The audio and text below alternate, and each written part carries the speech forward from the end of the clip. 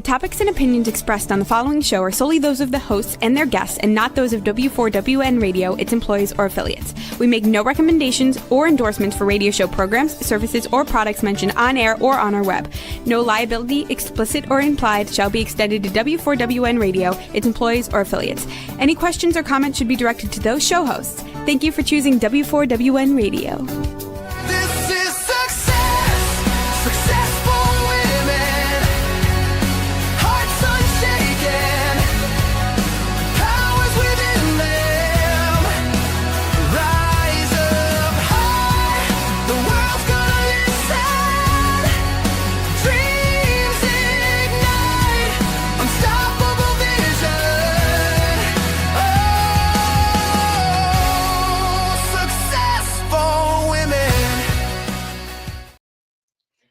Well, hello, everyone, and welcome to another inspiring episode of the Success for Women radio and TV show. I am your host, Dr. Madeline Ann Lewis, and as always, this is the show where we celebrate strong, resilient, and purpose-driven women who are defining success on their own terms. Well, today's episode is one that touches the heart. It's about courage, faith, and the power of healing. Our theme today is a journey to healing and hope. And I am honored to have with me a remarkable woman whose story will inspire you to find strength even in life's most difficult moments. My guest is Miss LaVonne Reedy Thomas, and she is a true example of resilience. She's here to share her powerful journey through breast cancer, a story filled with challenges, breakthroughs, and ultimately triumph. So ladies, wherever you are, whether you're watching on the YouTube or listening across the podcast networks, I invite you to settle in, open your heart, and let LaVonne's journey remind you that healing is not just possible, but transformational. So I'd like to bring on my guest, Miss LaVonne Reedy Thomas. Welcome. It is so great to have you here to come and just share with us, talk about something that, a lot of people don't like to talk about. And so that's why I'm so glad to have you here. LaVonne, before I get started, I just tell us a little bit about yourself. Just tell us about LaVonne. Oh, thank you so much, Dr. Madeline. I love you. I respect you. I applaud you.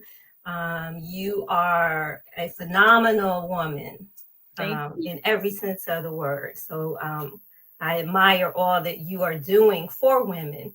And I'm that kind of woman. I'm the kind of woman who likes to celebrate women, work with women, elevate women, connect women, teach women, engage women.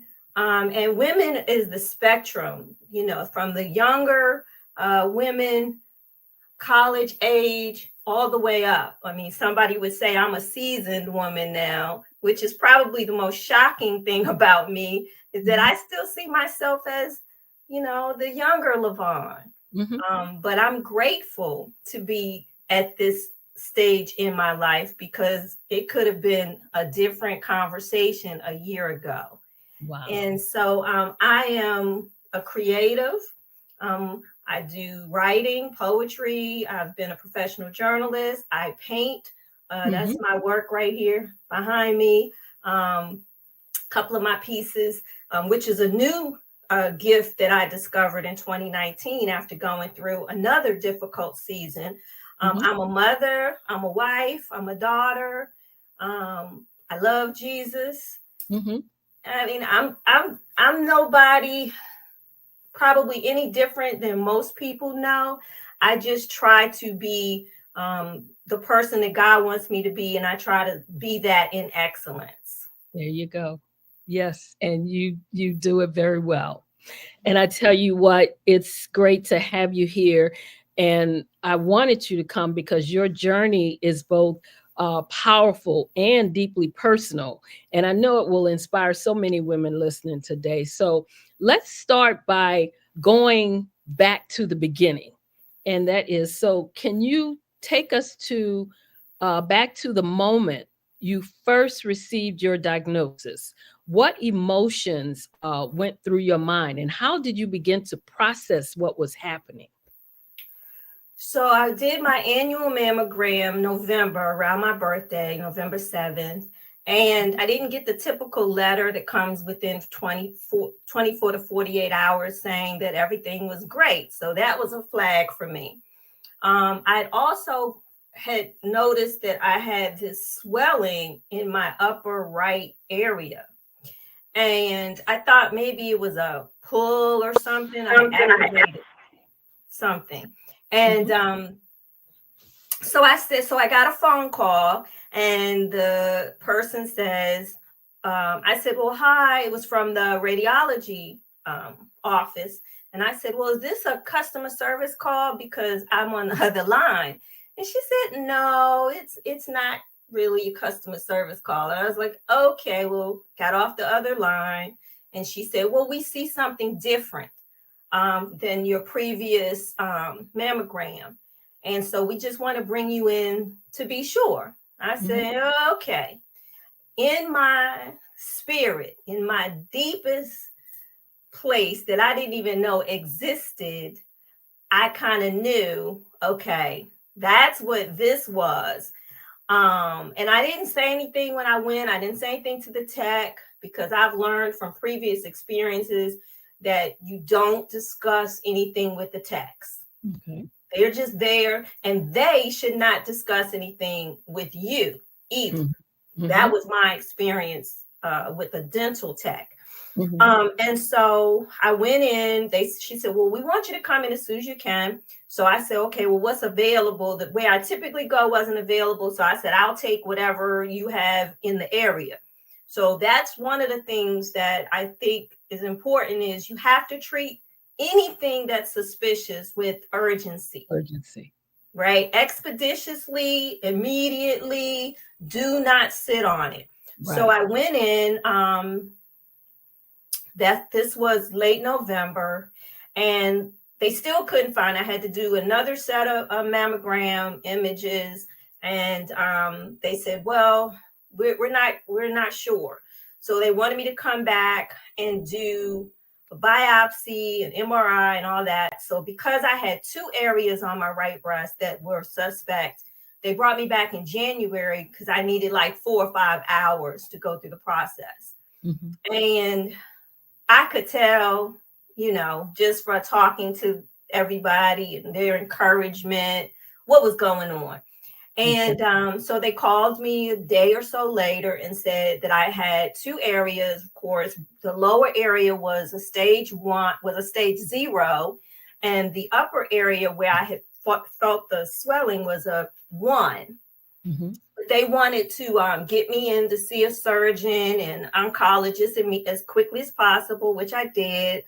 I don't talk about the specific diagnosis that I had because it doesn't matter if you have the same type of anything, any kind of medical diagnosis. Everybody's experience is different. Everybody's response to treatment is different. The treatment protocols are different. So it's not really important. What's important is the stages. And so we met with the oncologist, we met with the breast surgeon, and the breast surgeon was great, but the nurse, I forget what they call them, but she kind of guided me through my whole treatment experience. I went to Anne Arundel Medical Center's Breast Health Center, and I had a wonderful experience, no complaints. But she said to me, if this were 20 years ago, your survival rate would be 5%. I was like, did I really need to know that? I'm telling you, yeah. So I'm sitting there with my husband and I'm crying. So that was my reaction. I was good through everything else until she said that. One, because it was a place of gratitude to know that so many women have endured this journey and were the models for the treatments that we have today. Mm-hmm. And I have friends and family who have succumbed to the illness, whether it was immediate, whether it was after treatment, whether it was a recurrence. Friends, childhood friends, gone at 40 something years old because of the personal choices that they made. And so we started the regimen. I had chemo first, and then by April, so I started the chemo in February was my first one. After I had 6 rounds, and halfway through, they have you to go back to your surgeon. And so my surgeon had a resident working with her, and the resident pulls up the machine to do the sonogram imaging, and she's looking at the axis. And I said, oh, that's what geometry and algebra was for. No wonder I didn't. And so they laughed, and she says to my surgeon, I can't see the areas. So the surgeon said, what do you mean? She says, I don't see anything. And so my surgeon says, well, let me pull up the original imagery. So she's on one computer. So she sends it to, I guess, the computer that the resident was on, and they did a side by side. And she said, LaVon, it's not there. I don't see anything. So I said, well, the God I serve can perform miracles. So I believe that. And so she said, well, she said, I have to allow you to make a decision about how you proceed. And I said, well, what's your recommendation? She said, my recommendation is that we finish the rounds. And I said, then I'm going with you. I felt like I was led to her, and she was there to guide me. So I'm not going to challenge and question and do all those things. My attitude throughout the process was, I trust God, and I trust the people he's put in my path. Mm-hmm. Somebody said to me, you should do natural treatment. Not my thing. That's what you want to do. I knew that wasn't for me because I don't have that kind of discipline. Mm-hmm. Right? I'm the type of person that I want you to hold my hand and tell me what to do. ABC 1, 2, 3. That was, to me, too much work. My husband and I paid good medical insurance for a long time. And we never used except for the 3 babies that we had, and maybe a couple of incidents here and there. So it was time to put that insurance to use. And so it was good. And then chemo number 5 went well. And then all hell broke loose. It was like my body was tired. My blood pressure was low. I had no appetite. Meat tasted like wood. Vegetables tasted like, meat tasted like plastic, for weirdly enough, styrofoam, and vegetables tasted like wood. And so I had no appetite. I would eat whatever I, could tolerate. I lost a lot of weight, and they were very concerned. And so I was gonna do a reconstruction surgery, but I saw the plastic surgeon, and he said, if I were to do the operation today, if you were to come to me today, I would not do your surgery because you wouldn't make it. Like, what? I wouldn't make it. So the original plan was to do a double mastectomy. So it was not a genetic cancer, so I had that ruled out as well. So that's important to know your family history. And even if you don't know your family history, you can get your genetic testing done. As once you get to a certain age, check with your medical professional, with your health insurance, because that's good to know going in. So I didn't have a family history of it. And then they told me that I was not, that I did not carry the genes. And so they were concerned about whether or not I could make it through the surgery. So I said, well, I'm sticking with the double mastectomy. And if that's the best way, because I didn't want to do radiation. I just wanted it to be over with. And I felt like the girls had served their purpose. I was not a fan of them. I was well endowed. That's something I do want to make sure we hit on, Dr. Madeline, is about body consciousness and body confidence. And so when I went to the surgeon the first time, and she said, typically with this type of cancer, we would do a mastectomy and maybe a double mastectomy, depending on what your genetics and everything says. Right. Mm-hmm. So she says, do you have a problem with that? I said, you can have them. And so my husband said, you did not hesitate. Well, that summer 2023, I had decided I was gonna, if I get a job, it's gonna be so that I can pay for a breast reduction. I always wanted one. My mother talked me out of it. God created you in his image, and your body is fine the way it is. And my husband's like, you don't need to mess with those things. They're good, whatever. I was tired of it. Gravity was starting to take effect. And I was like, enough. So when I saw Sherry Shepherd did hers, I was like, okay, I'm going to go do mine. The one thing I used to always say, every time I went for my mammogram, every time it would cross my mind, I said, God, keep them healthy. If you keep them healthy, I'm good, right? Just keep them healthy. Well, for whatever reason, they didn't stay healthy. So I got a reduction with no reconstruction, because it's the process that's required during the initial surgery prepares you for the reconstruction, and I just physically wasn't able to endure it, so I really didn't have an option. So that led me to July last year. I gained a few pounds. They were able to get my blood pressure maintained through medicine, and I got round 6 and then did the double mastectomy.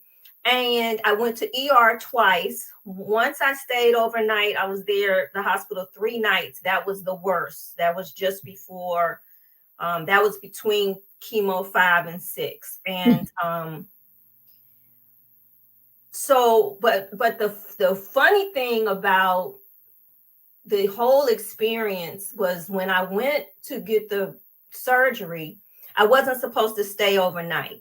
Okay. But my surgeon said something about my energy just wasn't good for her when she came in to mark me up.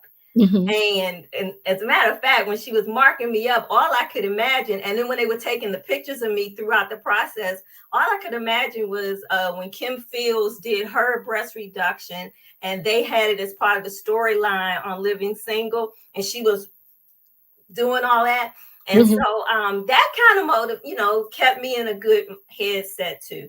And so she didn't tell me she was going to keep me. So I wake up from the anesthesia, and they said, well, Ms. Thomas, we're trying to get you a room. And I was like, a room? And she said, yeah, the doctor wanted to make sure you were okay through the night. Everything went well. Your vitals are good. She just felt like you needed to be tended to.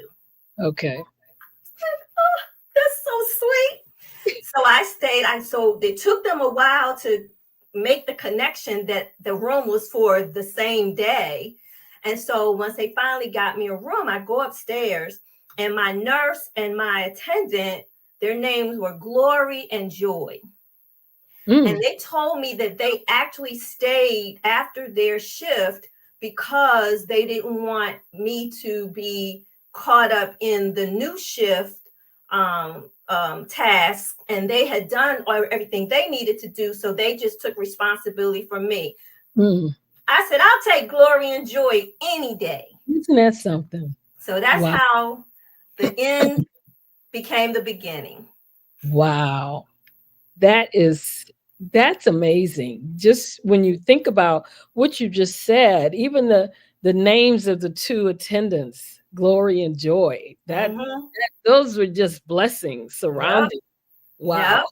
I mean, I heard that as soon as you started talking about it. That's what. So tell us this, many women describe that moment as life-changing for them, like, especially when you first find out about it and you're going to have to go through either, the chemo or the reconstructive surgery or what have you. When did you first find that spark of hope that helped you to shift from fear to faith? I don't know that it was ever a shift as much as they stayed interconnected. Okay. I feel like the fear part pushed me into the faith that I needed. I mean, I always say, God didn't deliver me from any kind of sinful lifestyles or anything like that. My journey was always faith. God, I know you're going to bring my family through. God, I know you're going to help me get this tuition paid. God, I know you're going to get me this job. I'm actually trying to put extra little dose of faith on now because it's time for me to go back to work. And so they were just interconnected. I was with my husband when the radiologist called to give me the diagnosis, and he was just exceptional. He's always been very supportive of me. And so I felt like I try not to live my life comparing myself to other people. And as I said, every journey is different, but I had to kind of celebrate that I live in a 3-generational house. My father is here with us. I have 2 young adult children, and then my husband. And then I have a brother and another son who live close by. So I'm not the typical person to go through something like this. I had care for my family 24/7. So the only thing I had to do was have a good attitude and follow doctor's orders and try to eat and let people do. I mean, I did work. I worked on a campaign from January or February to May. So I would go out and do campaign events. So I'm grateful that I had the strength to do those things. And they would drive me because the blood pressure thing was kind of hit or miss for a minute. We didn't know quite what it was. And so when I didn't feel as strong, they would drive me. So I never had to look outside of my home for support. I had support. I had friends and my pastor and who, checked on me and called me and everything like that, because I didn't broadcast it. I'm a Facebook person, and I did not publicly let everybody know, oh yeah, I'm going through breast cancer. If you saw me, you knew something was happening. What I've learned is people are very cowardly. They'll look at you sideways and say, oh girl, you look good, you lost some weight. How do you talk about somebody's body? What gives you the right to comment that I've lost weight? Well, you didn't tell me when I was gaining weight, so what's the point? And so for me, it was a thing of staying in a space of gratitude, because financially it was an extra bill in my household, and once my campaign check ended, couldn't even get unemployment to call me back to get my money set up, which probably worked out because I physically wasn't able to do the computer to look for a job, and I don't want them coming for me for some money. So yeah, it was just a thing of staying in the right mind frame and having hope and knowing that my body is my body and it belongs to God and whatever God has for me. But I think that other people may struggle because they have other issues. They got to go to work. They don't have anybody that's readily and available to support them. So my journey is very unique, and I don't take it for granted. I believe what I told God was, if I can run around Prince George's County, Maryland for all of these years, advocating for this and that, and campaigning for everybody that I've worked with, you give me healing, you bring me through this, I will make sure to put my modest mindset away, because as bold as I am with the things that you know about me, Dr. Madeline, I'm not that person who'll get out here and talk about breast care. Mm-hmm. Mm-hmm. I'm a very private person when it comes to the physical things of life. I'll tell you, yeah, you should go to the doctor. I didn't get my first mammogram at 40. I didn't get it at 45. Mm-hmm. I think I was 50, Mm-hmm. 50 plus. My mother kept saying, you need to go get your mammogram. And I was like, yeah, okay, I'm going to get it. Because my attitude was, whatever is on the other side of that, I need to raise my kids. So once my kids get out of high school, I'll take care of me. I'll do better about doctor's appointments and things like that. So it was an agreement I had with God. So he really made sure that I kept up my end of the bargain. And I did. From 2018 until when was that? 2023, I had my mammogram every year. And so that's just the first start, is get it's better to know than to walk around with a question mark. And that's where, that's part of the healing process now. They say in remission, I say I'm cancer free because I'm not claiming nothing to come back. Absolutely. And so, but every now and then you get that little question mark hovering around you. And I'm off of the blood pressure pill, so I'm good. My appetite is definitely back. I've gained a little bit of weight. My biggest challenge is I can't get my hair to come back in the way it was. But you know what? Vanity is not of God. Yeah. It's not of God. So fear is a very real thing. But I do believe that fear is fed by other circumstances. Yes. Well, let me ask you this. And I know you talked about the support, your support system, your family, your church, different things like that. And often we know that women feel pressured to stay strong, even when they're hurting. How did you allow yourself to be vulnerable to receive support from those around you? Yeah, I have a couple of nicknames among my circle, my family, Fuss and Boss and Sarge. And at one point I was the cleanup woman. I was the make it happen person. And so I have to say that I felt a little, why me for a minute, right? And people always go, well, why not you? God doesn't give you more than you can bear, and God's gonna use this for his glory. And honestly, I was just like, God, I don't know how much more glory you want from me. So my challenge was probably more emotional. And I felt like something was being taken away from me. I really didn't mind the cancer part. My thing was just the timing was bad. Here I am out here trying to get back to work.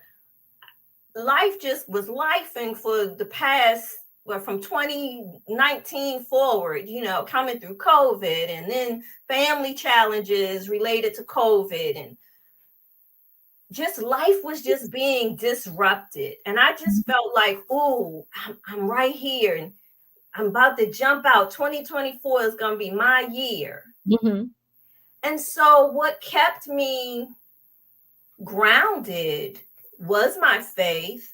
But just the will that I want to live.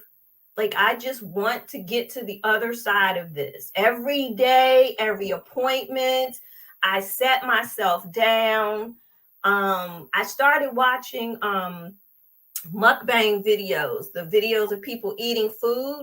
And it really stimulated my appetite. And I'm a visual person. I'm a visual learner.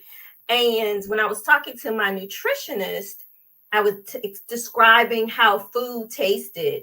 And I told her about the videos and how they were giving me ideas of what to eat, like stimulating different taste buds in my mind. and I had never experienced anything having to do with anorexia or bulimia or anything like that. But I had a new understanding of why they label those things as psychological conditions, because you need all of your senses, or you can use all of your senses for eating. Mm-hmm. And of course, people eat out of emotional need too, right? And Right. so once I started separating the different elements of eating, it allowed me to eat. And then that brought me through. That was probably my greatest hurdle, was trying to eat. Mm-hmm. I had plenty of people to get me food, cook me food, but just not wanting to eat. And even drinking water, it felt like water was getting stuck, going down. And so, you know, it was just being an encourager to myself. As you know, I went through another health issue in 2018, and I pulled on my poetry. And I started pulling together an anthology, and I wrote some anecdotes in it, and it's encouraged my soul. And so I was already, I believe, prepared for this space and time. So I didn't have to figure out how to be, right? God opened me up to painting in 2019. I hated not being able to paint. So I did as much as I could until the neuropathy just prevented me from doing things. I kept a journal. I have a journal. It's my whole journey. And I wrote in it every day, or almost every day. And when my fingers wouldn't let me, you know, I could key things into my phone sometimes. So though this was an encourager, of course, scripture encourages you. I found a lot of people on YouTube who do ministry that I would have never known, or Instagram. And just every now and then you just plug in and look for that message to encourage you. Right. Wow. So when you look back on your experience, what do you feel were some of the unexpected lessons or blessings that came from your journey with cancer?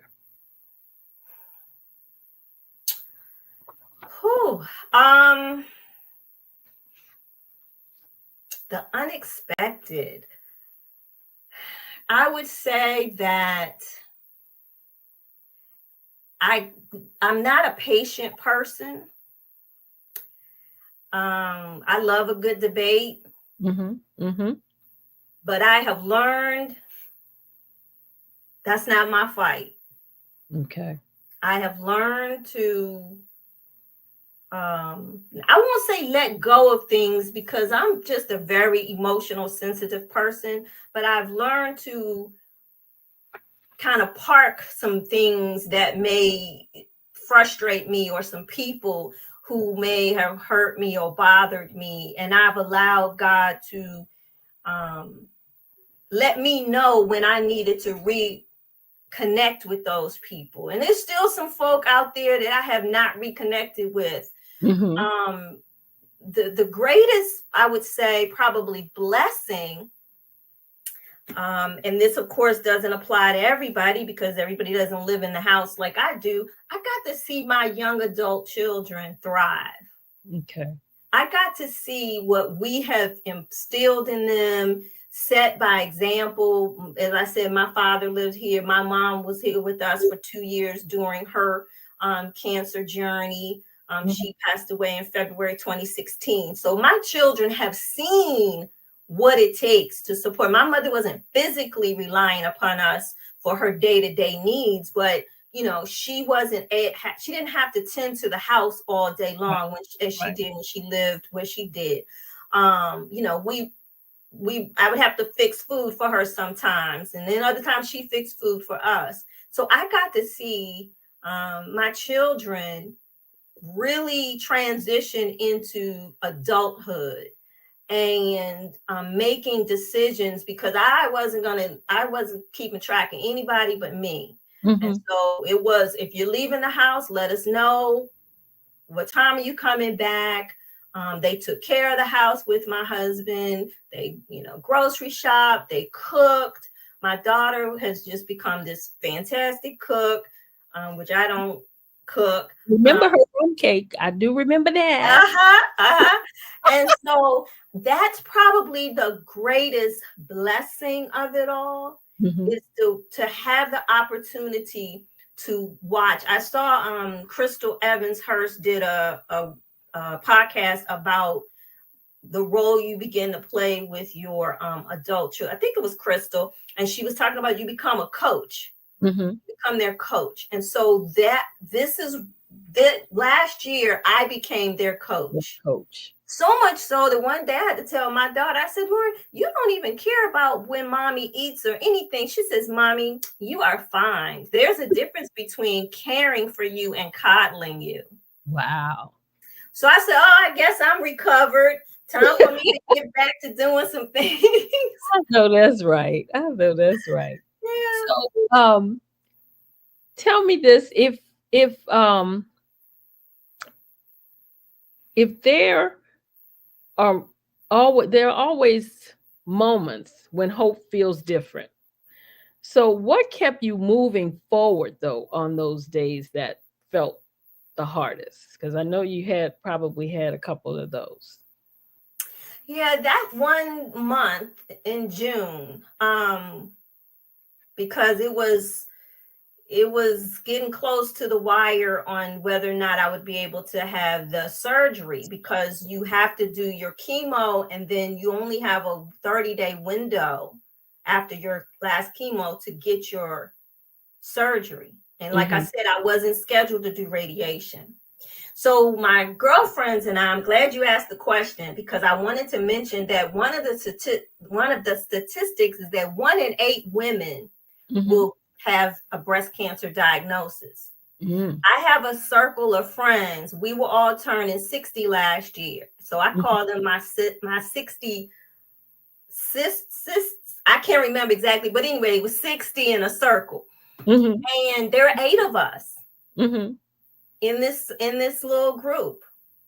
And I was the person. Wow. And when I was suspicious of the diagnosis, that was in November, I think it was November. No, it was January. I hadn't gotten the diagnosis yet. And we all got together to celebrate birthdays. And I'm looking around the table and I'm like, it's 8 of us and I'm the one. Wow. And so I felt like if this was my journey out of the 8 of us, then I had to do it to the best of my ability. And so because we were all turning 60, we were sitting at the table and I said, so what's everybody doing for their birthday? We all started talking, because I'm the person that's always like, we got to celebrate your birthdays. And so everybody said what they wanted to do. And I said, well, I want to go to Disney World. Oh. I want to do adult Disney. They were like, so a couple of my friends are big Disney people. They go with or without their kids who are grown. They go with their grown kids. And so I said, yep. So my birthday is November. I'm on next to the last person in the circle's birthday. So we all planned to go to Disney. And so like in the Super Bowl, at the end, the winning quarterback, they said, where are you going? He said, I'm going to Disney World.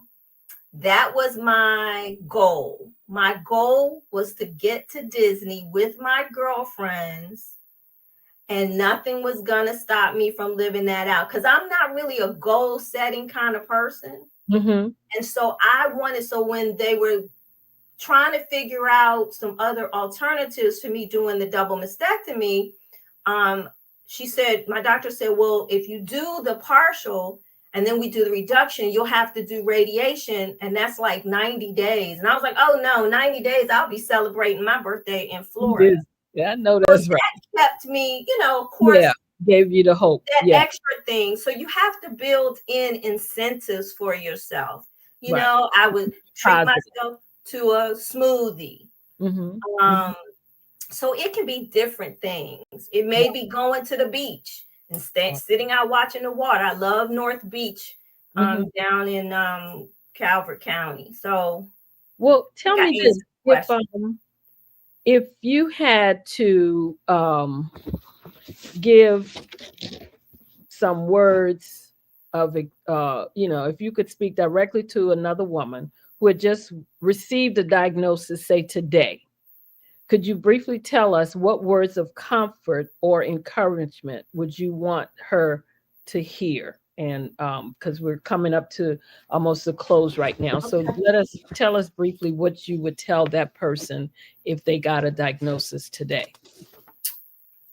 I would say, if you made it through what you believe is your worst situation, then you have what it takes to get through this one. You got to be positive. Absolutely. If God's brought you through something before, he can do it again. If you're not a person of faith, you believe that you've endured some difficult times and you pulled through it, pull yourself through it again. Absolutely. Trust yourself. Trust yourself always. Trust yourself.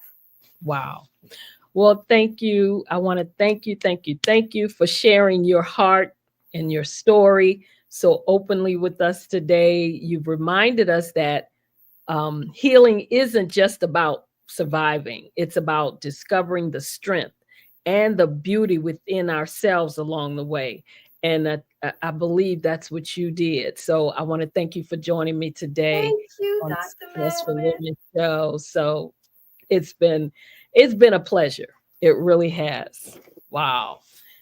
And I tell you what, as I talk to the audience now, as we close out, I just want to say again, just wow, because what a truly moving, I think, an empowering conversation this has been. Laverne's story reminds us that even in life's most challenging seasons, there is always hope, healing. And, healing takes time. It takes faith, it takes courage, but it is possible. And sometimes your healing journey becomes someone else's inspiration. So that's why we're so happy to have her share today. I want to thank you again, Lavon Reedy Thomas, for being with us today and for showing us that success isn't just about reaching goals. It's about rising strong after the storm. Thank you. So for all of you out there, if this episode touched your heart, please share it with a woman who needs encouragement. You can watch the replay on YouTube or listen on Talk4TV, iHeartRadio, Amazon Music, Pandora, all the requisite places that you can listen to if you just want to listen only. But if you want to watch it on YouTube or the Women for Women Network, you can do that. I want to again thank Lavon Reedy Thomas for being here with us today. This has been the Success for Women show. Of course, we are here every week. I am your host, Dr. Madeline Ann Lewis, helping women to accelerate the path to success. If you'd like to reach out to me, you can reach me at info@exwsi.com. Or you can go to my website, www.exwsi.com. Again, I want to thank Lavon Reedy Thomas for sharing her story with us. Again, something I hope inspired and encouraged those of you out there listening that may have gone through or is going through the same thing. Thank you again to my viewers and listeners for joining me. And you all know I love you all to life. And as always, be well and stay safe out there. This is success. Success.